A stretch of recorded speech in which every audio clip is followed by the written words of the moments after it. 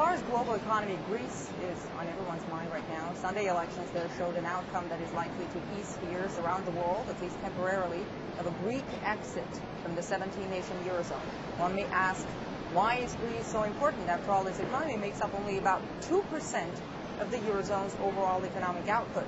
But if Greece's economy falls out of the Eurozone, investors will become nervous about other financially shaky countries, such as Italy, Spain. That would likely drive up borrowing costs for these countries. That's already happening. They'd be constantly seeking international bailouts. Europe would be trapped in a vicious circle that would send shockwaves across the global financial system. All eyes are on Germany. They're the strongest economy in Europe, and so far they've footed much of the almost $1 trillion bill to extend financial lifelines to their Eurozone neighbors. But Germany has its terms, and it's not just belt-tightening that they want along with the bailouts, but also a new order in the Eurozone, and that is to have not just a monetary union, but also a financial and political union. Essentially, they kind of want to centralize decision-making in the Eurozone, but many fear it could become a blow to the sovereignty of European nations. Basically, people of those countries will have less say on how their country is run.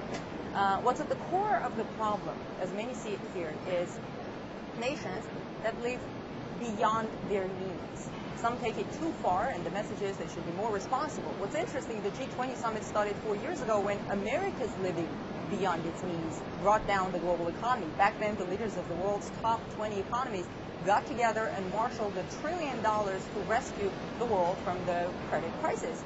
It became clear to everyone that the world is so interconnected now that irresponsible actions of one of the countries can trigger a domino effect and have huge impact on others. Of course, it's not just the global economy that the leaders are here for.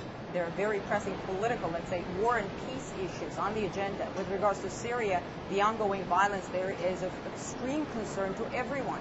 As far as how to go forward, there are some differences, even bickering.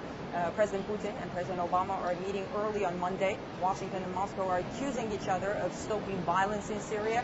The U.S. says Russia provides weapons that Assad uses to kill civilians. Moscow rejects the claim and says it only supplied air defense systems under existing contracts. Russia says the U.S.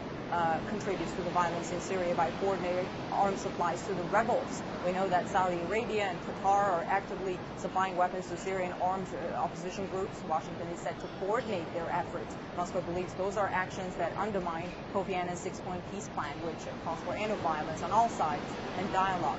Both Russia and the U.S. agree on Kofi Annan's peace plan, which was designed to enable the Syrians to choose their own future eventually. But they see very differently on how to reach that goal. By the way, it's going to be the first bilateral meeting between President Obama and President Putin since the Russian leader took office in May.